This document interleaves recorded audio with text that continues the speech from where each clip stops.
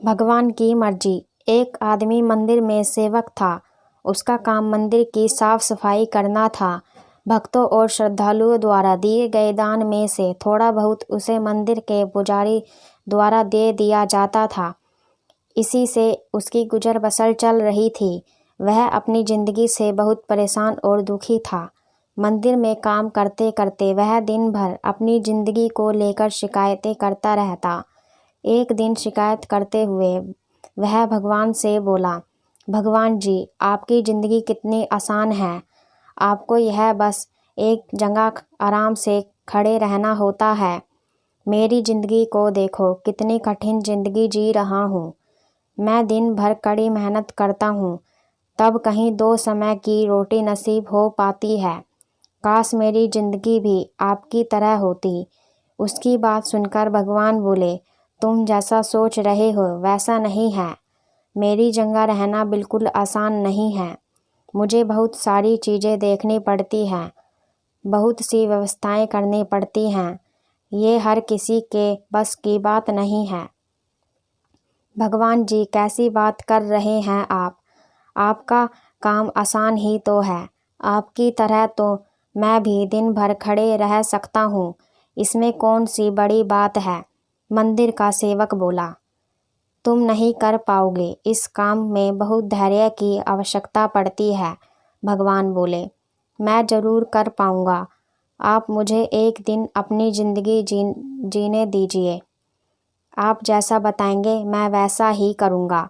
मंदिर का सेवक जिद करने लगा। उसकी जिद के आगे भगवान मान गए और बोले, ठीक है, आज पूरा दिन तुम मेरी ज़िंदगी जियो। मैं तुम्हारी ज़िंदगी जीता हूँ, लेकिन मेरी ज़िंदगी जीने के लिए तुम्हें कुछ शर्तें माननी होंगी। मैं हर शर्त मानने को तैयार हूँ भगवान जी। सेवक बोला, ठीक है, तो ध्यान से सुनो। मंदिर में दिन भर बहुत से लोग आएंगे और तुमसे बहुत कुछ कहेंगे। कुछ तुम्हें अच्छा बोलेंगे तो कुछ बुरा। तुम्हें हर किसी की बात चुपचाप एक जगह मूर्ति की तरह खड़े होकर धैर्य के साथ सुननी है और उन पर कोई प्रतिक्रिया नहीं देनी है।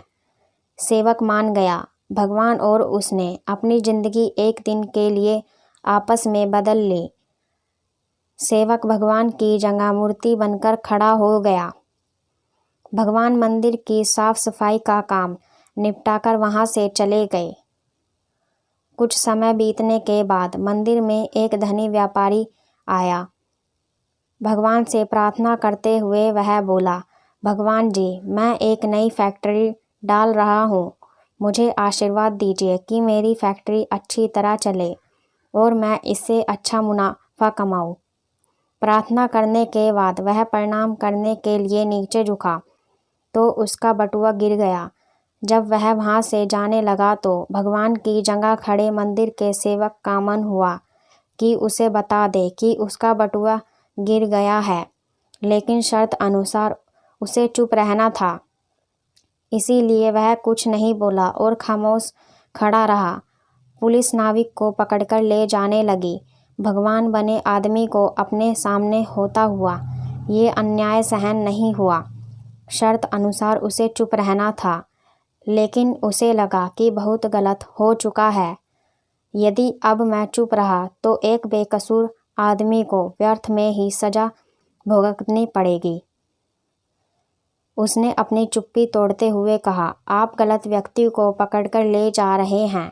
ये बटुआ इस नाविक ने नहीं, बल्कि इसके पहले आए गरीब व्यक्ति ने चुराया है। मैं भगवान हूँ और मैंने सब देखा है। पुलिस भगवान की बात कैसे नहीं मानती। उनकी बात मानकर उन्होंने नाविक को छोड़ दिया और उस गरीब आदमी को पकड़ लिया जिसने बटुआ लिया था। शाम को जब भगवान वापस आए तो मंदिर के सेवक ने पूरे दिन का कार्य सुनाते हुए उन्हें गर्व के साथ बताया कि आज मैंने एक व्यक्ति के साथ अन्याय होने से रोका है। देखिए, आपकी ज़िंदगी जीकर आज मैंने कितना अच्छा काम किया है। उसकी बात सुनकर भगवान बोले, ये तुमने क्या किया? मैंने तुमसे कहा था कि चुपचाप मूर्ति बनकर खड़े रहना, लेकिन वैसा ना कर तुमने मेरी पूरी योजना पर पानी फेर दिया। उस धनी व्यापारी ने बुरे कर्मों द्वारा इतना धन कमाया है, यदि उसमें से कुछ पैसे गरीब आदमी को मिल जाते तो उसका भला हो जाता और व्यापारी के पाप भी कुछ कम हो जाते।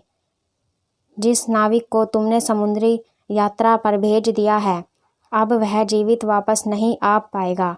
समुद्र में बहुत बड़ा तूफान आने वाला है। यदि वह कुछ दिन जेल में रहता तो कम से कम बच पाता। सेवक को यह सुनकर एहसास हुआ कि वह तो बस वही देख पा रहा था जो आंखों के सामने हो रहा था। उन सबके पीछे की वास्तविकता को वह देख नहीं पा रहा था। जबकि भगवान जीवन के हर पहलू पर विचार कर अपनी योजना बनाते हैं और लोगों के जीवन को चलाते हैं, हम सब भी भगवान की योजनाओं को समझ नहीं पाते। जब हमारे साथ कुछ गलत होता है या हमारे हिसाब से कुछ नहीं होता है तो अपना धैर्य खोकर हम भगवान को दोष देने लगते हैं। हम ये समझ नहीं पाते कि इन सब के पीछे भगवान की कोई ना कोई योजना छुपी हुई होती है। ऐसे समय में हमें भगवान पर विश्वास रखकर धैर्य धारण करने की आवश्यकता होती है।